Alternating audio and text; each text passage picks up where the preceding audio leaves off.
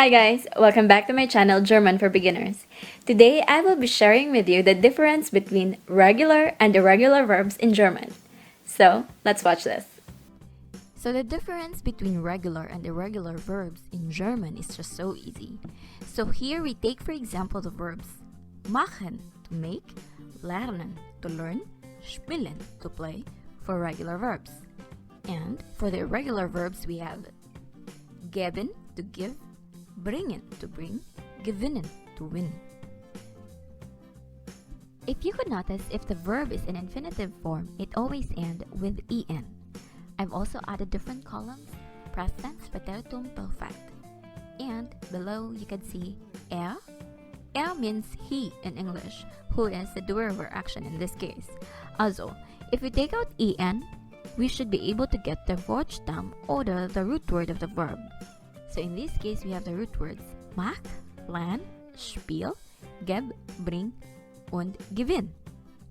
Also, die Unterscheidung oder the difference between regular and irregular verbs lies in the root word of the verb. Why? Here, as you can see, for the regular verbs, we have machen, presens, macht, preteritum, machte, perfekt, hat gemacht, lernen, presens, lernt, preteritum, lernte, perfekt, hat gelernt, spielen, presens, spielt, preteritum, spielte, perfekt, hat gespielt.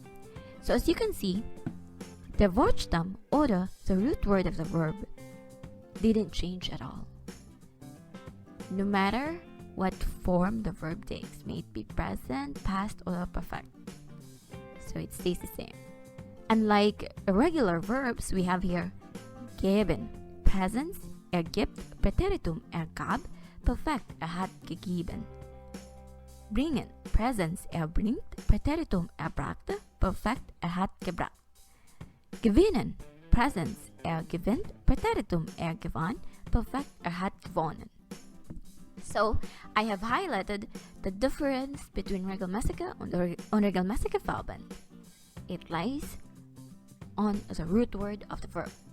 For regelmäßige, again, it doesn't change at all.